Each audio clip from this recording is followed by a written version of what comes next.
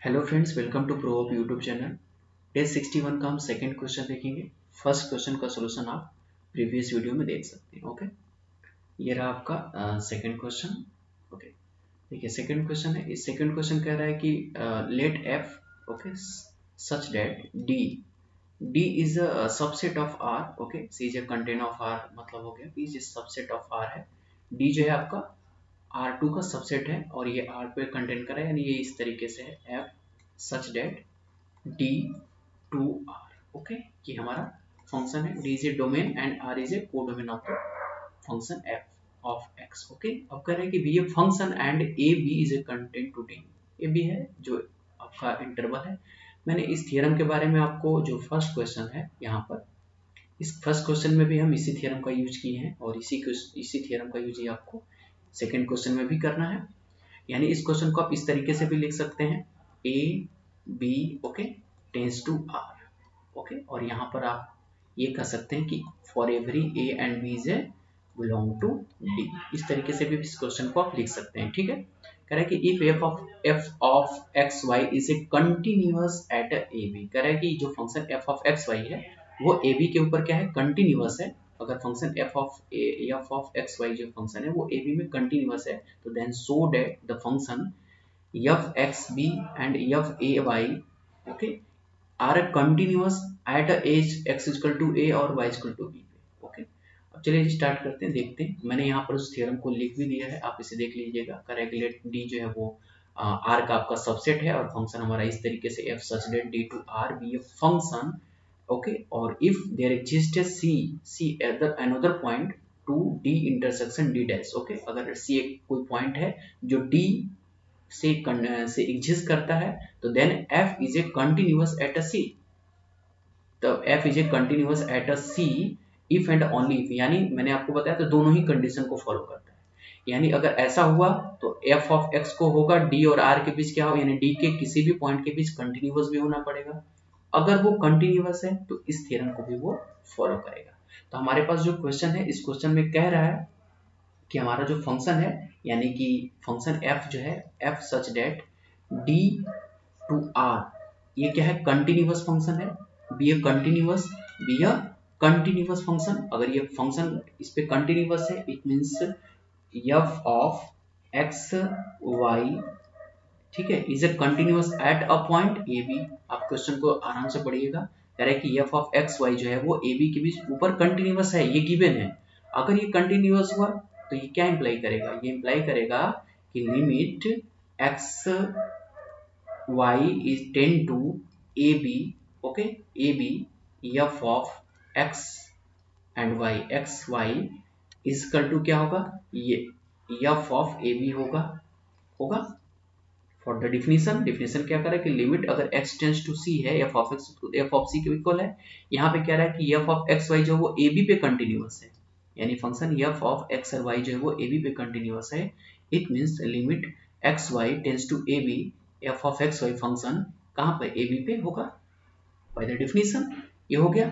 अब जैसे ये इंप्लाई करेगा, नेक्स्ट पेज पे देखते हैं। यानी आपका मिला क्या कि limit x y okay tends to a and b f of x y okay equal to कितना हो गया, f of a and b के बराबर हो गया।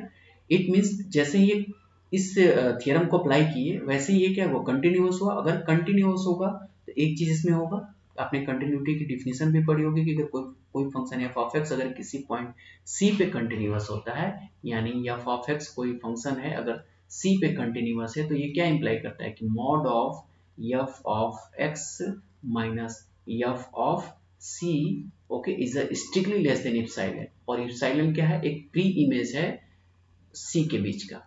ओके, तो यहाँ पे भी सेम कंडीशन अप्लाई होगा, क्योंकि अब ये function f of x y क्या है, कंटिन्यूअस है। तो कंटिन्यूअस होते ही f of x and y minus f of a and b mod में is strictly less than epsilon होगा।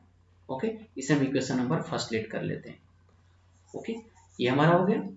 ये होते ही हमारे पास क्या हो गया, ये इक्वेशन नंबर आपका फर्स्ट हो गया। अब हमें प्रूफ क्या करना है, प्रूफ हमें करना है कि फंक्शन हमारे पास जो f of x A okay, यानी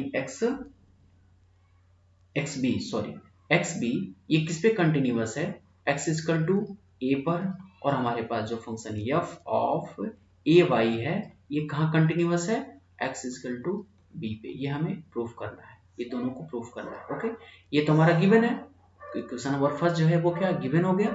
अब हमें इन दोनों को प्रूफ करना है। अब इस दोनों पे भी हम क्या करेंगे, सेम थ्योरी अप्लाई करते हैं। अच्छा, अगर x by x f of x b x equal to a पे कंटिन्यूअस है, ऐसा हम लेट कर लेते हैं और इसे भी लेट कर लेंगे। ओके, अब चलिए नेक्स्ट पेज पे देखते हैं। अगर हम लेट कर लेते हैं कि f of x and b point A पर क्या है, कंटिन्यूअस है, इस स्टेटमेंट को आप लिखिएगा। ओके, अगर ये कंटिन्यूअस है, कहां पर लेट कर लिया, x a पर।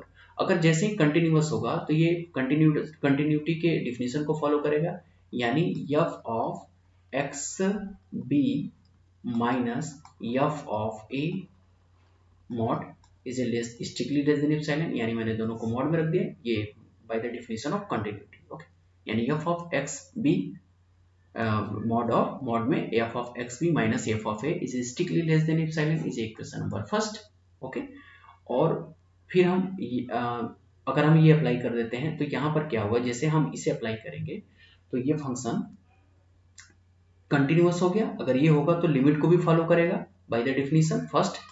ओके, इस डिफिनेशन से देखेंगे हम, तो अब ये क्या हो जाएगा, limit x and b tends to a f of x b equal to क्या होगा, f ऑफ a की इक्वल होगा। हो गया, इसे इक्वेशन नंबर 2 मान के चलिए, इसे आप इक्वेशन नंबर 3 लेट कर लीजिए।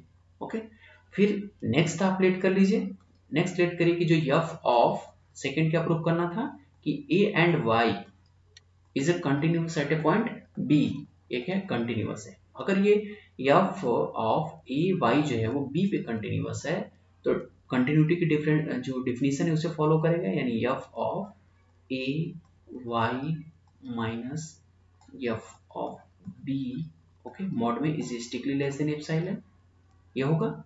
इज इक्वेशन नंबर 4 मान लीजिए, इसे इक्वेशन नंबर 4 है। तो बाई इक्वेशन नंबर 4 अगर ये इस डिफिनेशन को फॉलो करता है तो इसे भी फॉलो करेगा, यानी फर्स्ट थ्योरम से, इस थ्योरम से।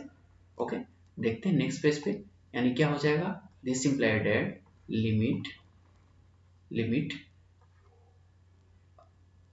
क्या था आपका, लिमिट ए वाई था, तो ए वाई, यानी आप इसे अच्छे से लिख लीजिए एक बार, limit a y tends to कहाँ होगा, बी।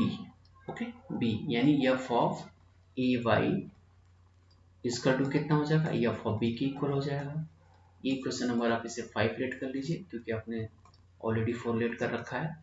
तो जैसे ही आपने इसे 5 लेट किया तो अब आप इक्वेशन देखिए, इक्वेशन नंबर आप 3 को देखिए, इक्वेशन नंबर 3 को और इक्वेशन नंबर 5 को।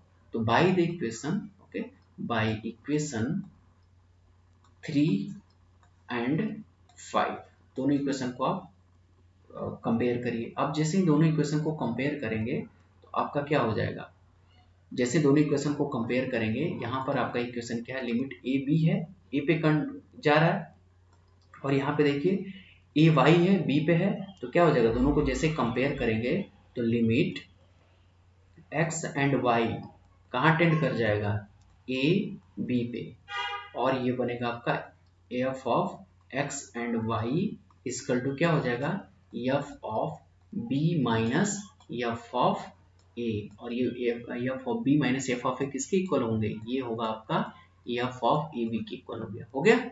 यानी आपने यहाँ पर ये देखा कि limit x y tends to a y f of x and y equal to कितना हो गया, f of a and b के इक्वल हो गया। यानी इस इक्वेशन नंबर अगर आप 6 लेट करते हैं तो इक्वेशन 6 को इक्वेशन फर्स्ट से कंपेयर करिए। फर्स्ट आपका रहा ये था ना, हाँ सॉरी, एक बार देख लीजिए, इक्वेशन फर्स्ट आपका, इक्वेशन फर्स्ट से कंपेयर कराइए जो आपने अभी फाइंड आउट किए देखा था, यानी यानी इस डिफिनीशन से आप ये वाला, हाँ इस इक्वेशन से इसे फर्स्ट लेट करके चलिए, तो इस इक्वेशन को आप कंपेयर कराइए, ये आपका है, यानी यही आपने प्रूफ कर दिया, तो ये ऑलरेडी कंटिन्यूअस है, इसे तो आपने भी प्रूफ किया ना बाय थ्योरम, पहले ही मतलब प्रूफ कर रखा था कि ये थ्योरम बाय थ्योरम ऑलरेडी ये कंटिन्यूअस है। और आपने यहाँ पर इन दोनों इक्वेशन से, यानी कि इक्वेशन नंबर 3 और 5 से आपने ये प्रूव कर दिया कि फिर वही ये इक्वेशन नंबर फर्स्ट आ गया। यानी आप ये देखते हैं कि यह जो आपका x और y है, x और y वो जब कंटिन्यूअस है at the interval a b में, इसका मतलब जो आपके पास जो function f of x b और f ऑफ ए वाई थे वो भी a और b के ऊपर क्या होंगे, कंटिन्यूअस होंगे। Okay, by equation number 6। Okay, थोड़ा सा डिफिनीशन था, प्रूफिंग है, तो आपको 1 से 2 बार देखना पड़ेगा, आप इसे सॉल्व एक बार करेंगे अपने कॉपी में तो चीज़ें आपको ज़्यादा क्लियर होंगी। ओके, बाकी अगर आप इसमें लगता है कि कुछ आपको प्रॉब्लम हो रही है, चीज़ें हो रही है, तो आप कमेंट करके बताइए, मैं फिर से कोशिश करूँगा कि आपको बेहतर तरीके से बताया जाए। ओके, बाकी मैंने पूरा कोशिश किया कि ताकि आपको अच्छे से समझा दिया जाए, अगर आप इसे एक बार कॉपी पे लिखेंगे तो आपको अच्छे से समझ में आएगा। ओके, तो मिलते हैं नेक्स्ट वीडियो में। Thank you for watching.